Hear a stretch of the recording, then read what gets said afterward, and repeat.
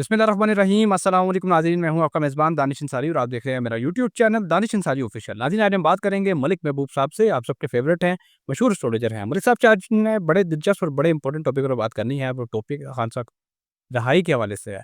इमरान खान साहब को जैसा कि हम जानते हैं पहले दिन से ये ऑफ़र की जा रही है प्लेट में रख के कि आप माफ़ी माँगे और आप जेल से बाहर आ जाएँ, आपके तमाम केस माफ़ कर दिए जाएँगे, पीटीआई के जो कारकुनान जेलों में कैद हैं उन्हें रिहा कर दिया जाएगा। लेकिन अब हालात जो हैं वो इस नहज तक आ पहुँचे हैं कि हुकूमत ने यहाँ तक ऑफ़र किया है खान साहब को कि आप सिर्फ़ इतना कह दें कि मुज़ाकरात के लिए हम तैयार हैं, तो फिर भी आपके तमाम केस माफ़ कर दिए जाएँगे। ये ऑफ़िशियली वैसे कोई ख़बर तो नहीं है, लेकिन सोशल मीडिया पे इसकी जो चाम-ओ-गुइयाँ हैं वो एक अरसे से जारी हैं। तो इस हवाले से सर मैं आपसे जानना चाहूँगा कि अब जो ये कहा जा रहा है हुकूमत की तरफ से कि आप सिर्फ़ ये कह दें कि हम मुज़ाकरात के लिए तैयार हैं, तो फिर हम आपके केस माफ़ कर देंगे। क्या खान साहब को हाउस अरेस्ट किया जाएगा, बनी गाला मुंतकिल कर दिया जाएगा, बैरून मुल्क मुंतकिल कर दिया जाएगा? मामलात आपको किस तरफ जाते दिखाई दे रहे हैं? देखिए चंदन भाई, सितारे हर प्लैनेट की अपनी फ्रीक्वेंसी होती है, उसकी ट्रांजिट की एक स्पीड होती है। जैसे अगर मून की बात करें तो वो बहुत जल्दी शिफ्ट होता है सेकंड हाउस में, थर्ड हाउस में। मतलब एक उसकी ट्रांजिट की डेट तकरीबन 2 से 3 दिन की होती है। 2 से 3 दिन के अंदर वो चेंज हो जाता है। अगर मैं खान साहब के जायचे के हिसाब से देखूं तो उनका जुपिटर इस वक्त मेजर में चल रहा है और मून आने वाला है बहुत जल्द। अगर मून आ जाएगा तो चीजें जो हैं शिफ्ट होंगी, बड़ी अनप्रिडिक्टेबल। क्योंकि मैंने आपको बताया है कि मून की ट्रांजिट 2 से ढाई दिन के अंदर चेंज होती है। लेकिन याद रखिएगा कि खान साहब, जैसे मैंने पहले भी कहा है, कि इतनी जल्दी मानने वालों में से नहीं है और वो नहीं मानेंगे।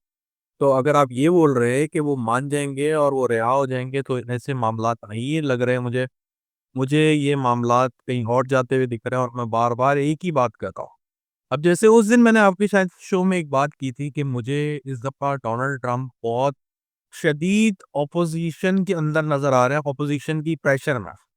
और हमने सुना है कल उन्होंने एक अटैक कर दिया है यहाँ पे वेनेजुएला में, और सिचुएशन अभी आउट ऑफ कंट्रोल होती जाएगी। अब आप ये मुझे बोलें कि सर, ये तो आपने अटैक का नहीं बताया। तो एस्ट्रोलॉजी बहुत वास्ट सब्जेक्ट है और मैंने बताया है कि इसके अंदर कम से कम भी अगर चार्ट रीड करना हो एक इंसान का, तो कम से कम उसके अंदर जो सब चार्ट होते हैं, मतलब छोटे चार्ट होते हैं, वो 20 चार्ट होते हैं। तो 20 चार्ट के अंदर हर चार्ट के अंदर एक डिफरेंट स्टोरी है। अब आपको स्टोरी को कंपाइल करके फिर एक प्रेडिक्शन देनी होती है। तो चीजें जो हैं बड़ी कॉम्प्लिकेटेड हैं इस साल की। और ये जो अब थोड़ा सा मैं आउट ऑफ द ट्रैक जा रहा हूँ, क्योंकि हमने काफी अरसे से इंटरनेशनल मामलात पे बात नहीं की है, तो मैं चाहता हूँ कि आज हम थोड़ा उसको भी ऐड ऑन करें। तो ये जो मामलात हैं अभी बहुत हाईलाइट हो गया। और ये भी याद रखिएगा, अगले 3 से 4 माह में अभी चाइना ताइवान का भी केस आपको बहुत जल्दी सुनने को मिल सकता। चाइना ताइवान, रशिया यूक्रेन, और अमेरिका ने तो अपना जो करना था उन्होंने करके साइड पे भी हो गया। आज मेरे पास 4 तारीख है, मतलब गिन के 4 दिनों के अंदर उन्होंने बहुत बड़ा धमाका कर दिया। एक्चुअली फायरवर्क्स अप हुई है। तो ये पूरा साल इसी तरह की वॉलेटिलिटी को लेकर आएगा। Okay sir. अच्छा सर, आपने अगर ज़िक्र कर ही दिया है इंटरनेशनल सिचुएशन का, तो मुझे ये भी बता दें कि ईरान में भी क्या हालात उसी तरफ जाते दिखाई दे रहे हैं जिस तरह वेनेज़ुएला में हमें दिखाई दिए पिछले दिनों? और ईरान के हवाले से तो ये कहा जा रहा है अमेरिका की तरफ से कि हम इंटरवेन करेंगे। अगर आप अपने जो लोग हैं, जो मुज़ाहिरीन हैं, जो महंगाई के खिलाफ एहतजाज कर रहे हैं, अगर आप उन पे फ़ोर्स का इस्तेमाल करेंगे तो हम इंटरवेन करेंगे, उनको बचाव के लिए आएँगे। ये बाकायदा डोनाल्ड ट्रंप ने कहा है। क्या अमेरिका इंटरवेन करेगा?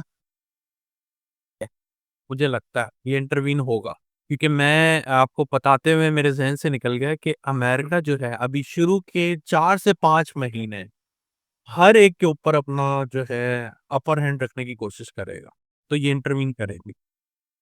अगर यहाँ से नहीं तो फिर इसराइल के थ्रू, लेकिन ये मामलात अभी जरा बिगड़ते हुए दिख रहे हैं मुझे। लेकिन अगर आप ये सोच रहे हैं कि कोई बहुत बड़ी जंग हो जाएगी, ऐसा नहीं दिखता मुझे। ये इंटरवीन की हद तक ही रहेगी, जैसे इन्होंने यहाँ पे छोटा मोटा कार्रवाई करके सब फाइनल कर दिया है, इसी तरह छोटी मोटी कार्रवाइयाँ ही दिखती हैं। अलबत्ता ये है कि जो मैंने बताया आपको, फाइनेंशियल अनस्टेबिलिटी वो आती भी नजर आ रही है, बहुत ही क्लियर है इस साल के आखिर में।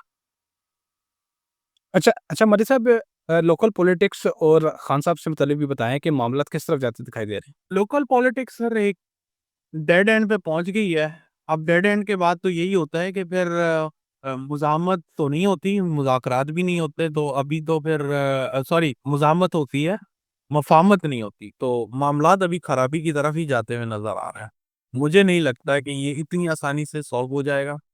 अलबत्ता अल्लाह ताला बेहतर जानते हैं, और हालात बेहतर ही हों तो अच्छी बात है, लेकिन जैसे मैंने आपको पास्ट सारी रिसर्च बताई है कि जब भी ऐसे-ऐसे ट्रांज़िट हुई हैं, तो पाकिस्तान के अलावा मैंने ये भी बताया था पाकिस्तान के अलावा जितने भी इस्लामिक कंट्रीज़ हैं, उधर भी ट्रबल आई है। मुझे ऐसा लगता है कि जो हालात हैं मेरे ख़्याल से 2 वीडियो पहले ही मैंने आपको बताया था कि पाकिस्तान के हालात तो कैसे रहेंगे, लेकिन अमेरिका के हालात मैंने आपको बोला था ज़रा टफ़ होते हुए दिख रहे हैं, स्पेशली डोनाल्ड ट्रम्प के लिए। मैंने आपको बताया भी था कि उनको बहुत सारी जगहों से ऑपोज़िशन का सामना करना पड़ेगा, मतलब कि जो हालात चल रहे हैं, और स्पेशली ये जो वेनेज़ुएला के साथ इन्होंने अभी एक नया महाज़ खोल दिया है, तो उसके बाद तो मुझे लगता है कि अभी ये पूरी दुनिया में इस तरह के रोब-रबाब बढ़ाने की कोशिश करेंगे, जिसकी वजह से इनके जो पॉपुलैरिटी है, उसमें कमी आती हुई आपको नज़र आएगी,